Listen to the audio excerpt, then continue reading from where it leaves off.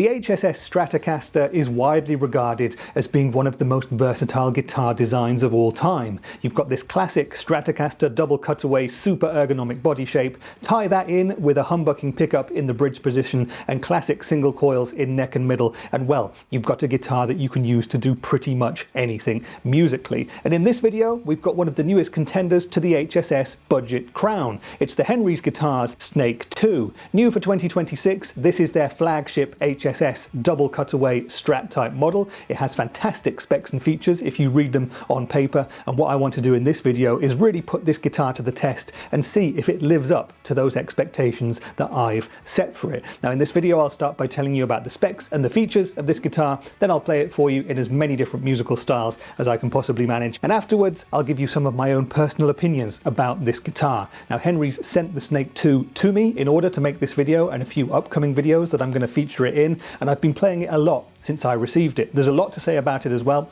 so make sure you stick around for the opinions. Those are coming up after the playing, and timestamps to everything are going to be down there in the description and the comments if you'd like to skip to a part of the video that suits you best. But now it's time for me to tell you the specs and the info and everything you need to know about the Hendrix Snake Mark II. Now this guitar came out in early 2026. It'll set you back 699 euros or thereabouts. It's made in China, but like all Hendrix guitars, gets sent to their base in the Czech Republic for final finishing and setup before it's sent out. And if you're ordering direct from the brand, you can even tell them if you have certain specifications you prefer, certain string gauges, actions, and so on and so on. Now you've got a matte nitro finish on these guitars, and as you'll have noticed, I've got one of the Relic versions. This is the Blue Relic. There are many different colors available, and if you don't want a Relic, you don't have to have one. You can have a pristine one as well. So underneath this Blue Relic nitro finish, we've got a Paulownia body here. That's a nice lightweight bodywood to have as well. And on the front, we've got those HSS pickups. These are Hendrix's own custom wound snakebite pickups, single coil in the neck, single coil in the middle, and a humbucking pickup in the bridge. And we have a 5-way Strat type blade switch here to go between the pickups. We've got a volume control and 2 tone controls, and this bottom tone control here is a push-push pot. And when you push that up, that splits the bridge humbucker down to single coil. So as well as having access to a full bridge humbucker, you also have that classic glassy single coil Strat bridge pickup as well. And this also affects the in-between tone as well. So when you've got this down, you've got the full humbucker and the middle pickup together, but push again, and you've got the humbucker in single coil mode and the two together in true classic quacky Strat style. Don't worry, loads of different tones on tap, and we're going to hear all of them in the playing part of the video as well. And this being a Strat type of guitar, well, we get a vibrato bridge too, and specifically here we get a 6-saddle vintage style synchronized tremolo. So that's a cool Strat type thing to have, and you can't quite see it on the back, but we have a nice big trem block going on here, so that should really aid in the tonality and the performance of this guitar. And just looking at the back of the body here, you've got that standard big tummy cut like you get on most Strat types of guitars, and here up by the neck plate you can see that we have a nice decent extra kind of cutaway shaved off part of the heel joint there that gives us better upper fret access. And talking of upper fret access, let's move up to the neck. We have a rosewood fingerboard here coupled to a satin finished roasted maple neck, a really nice super slinky affair. It's what Hendrix would call a thin C, this neck. It's not super thin, it's not like an Ibanez Wizard neck, but it is a modern, slim feeling affair. It's a really nice, comfortable neck, and I don't think it's going to offend anybody. Now in terms of the frets here, we have 22 of them. They're jumbo and they're stainless steel as well. Now we have a 42mm bone nut. We have a Fender approved 648mm. That's a 25.5-inch scale length going on here. We also have a very flat fingerboard radius here. It's 13.78 inches. That's 350mm, nearly 14 inches. So very, very flat. Should aid those of you who are doing shreddy type stuff on this guitar. But it all adds to the modern feeling playing sensibility of this neck as well. And moving up to the headstock, we have a new headstock design for the Mark II Snake here. And on the back, 6 inline locking tuners as well. So this is the Hendrix Snake Mark II, and for 699 euros, that really does seem like an awful lot of guitar for the money. And don't forget, you get a really nice gig bag with it as well. You get strap locks, you get other accessories too. This is really a case of you get it all for your 699 euros. Now, if you know me and if you know my channel, you'll know that for the past couple of years, I've been on the search for a sub $1,000 amazing HSS Strat type that I can use in all of my videos and all of my personal playing and bands as well. Currently, I've settled on the 2025 Ibanez AZ Standard HSS model, which is a fantastic option, slightly cheaper than the Henrys. I'll have to compare the two at some point, but anyway, will the Henrys beat it? It's time to find out how it plays, how it performs, and how it sounds right now. My rig for today is going to be my Hughes & Kettner Black Spirit 200 amplifier with a succession of my favorite overdrive and distortion pedals to spice things up a bit as well. We'll gradually increase the gain, so we'll start at pristine clean and end up all the way at down-tuned modern metal type stuff, because an HSS guitar like this should be able to play all of that and way more. But the proof is in the pudding, so let's get stuck into the tones now. Let's play the Henry's Snake Mark II, and we'll speak in a bit more detail about it afterwards.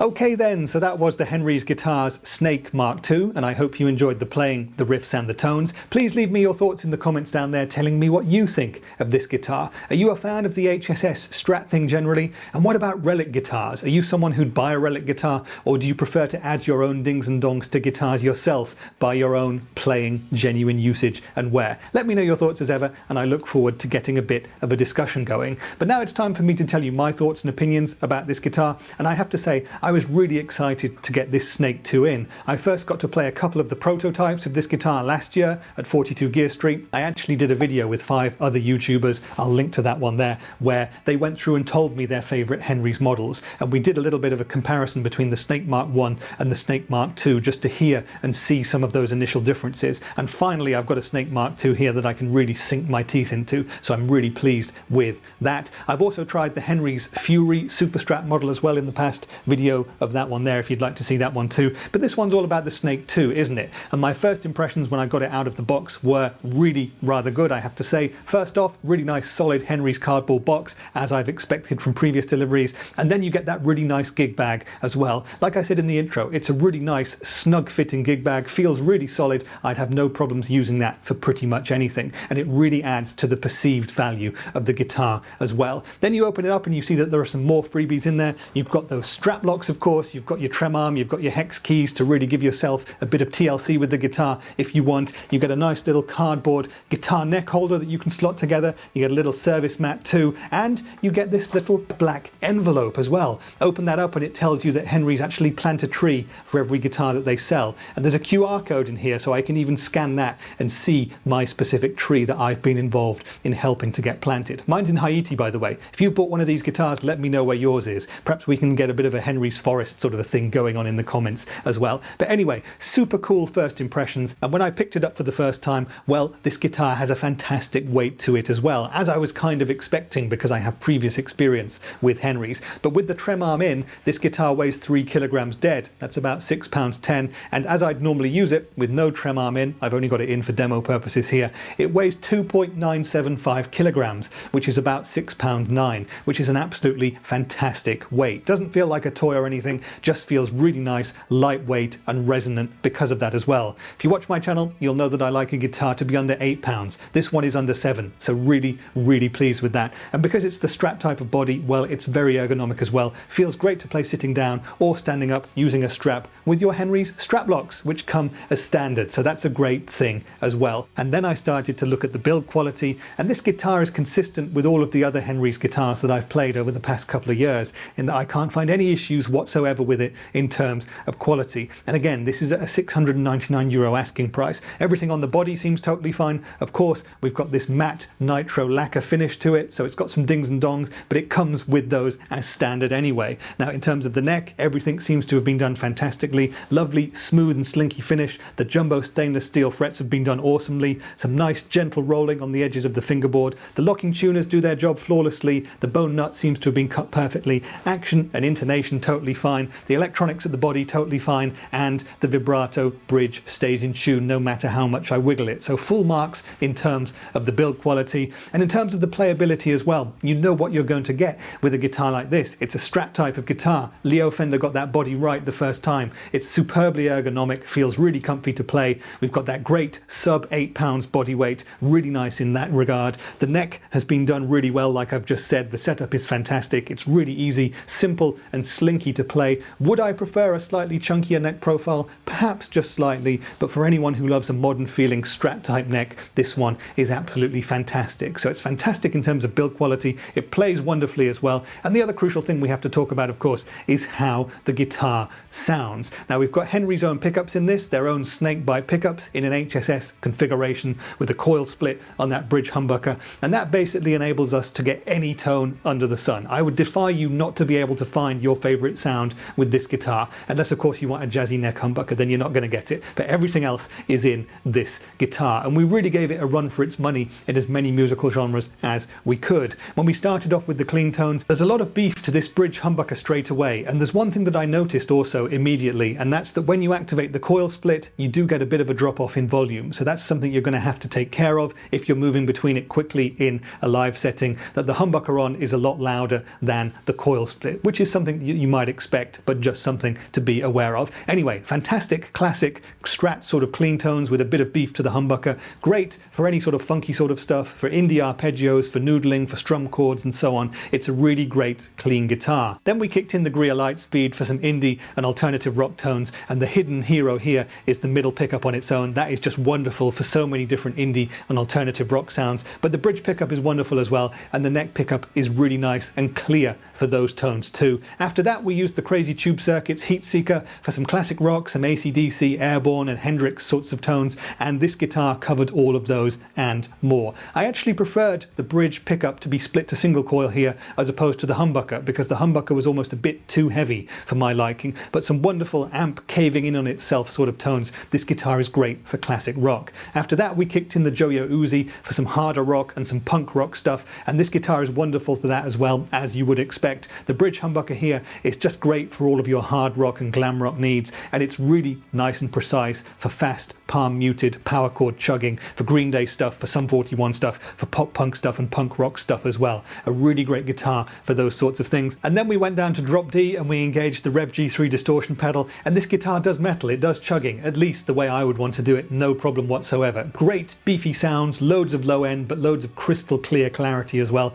It just works for every genre of music that I could ever need. So it's a fantastic sounding guitar, full marks in the tonal stakes. Just be aware that if you're moving quickly between the split coil and the full humbucking pickup, you might need to compensate for volume drops or volume jumps, but that's something you'll work out pretty quickly. But overall, I have to say, this is a fantastic sounding guitar. So if you've been watching this video though, and you're kind of wondering, I love the idea of the Snake 2, but wondering what else is out there, well, every guitar company out there makes a Strat type, and most of them will make an HSS, so you've got a load of different options to try, but you could do far worse than starting with the other Henry's options. At time of filming, they still have some of the Snake 1 guitars left over. Those are going to be even cheaper than these ones, and those are fantastic options as well, and you can probably get those for less than 600 bucks, so those are definitely worth looking at. You can get all of the Henry's guitars in relic or non-relic format as well, and they have other styles as well. If you don't want a Strat type, you can get a Tele type, or the Super Strat Fury type, or other types. Just check out their website, there will be links down there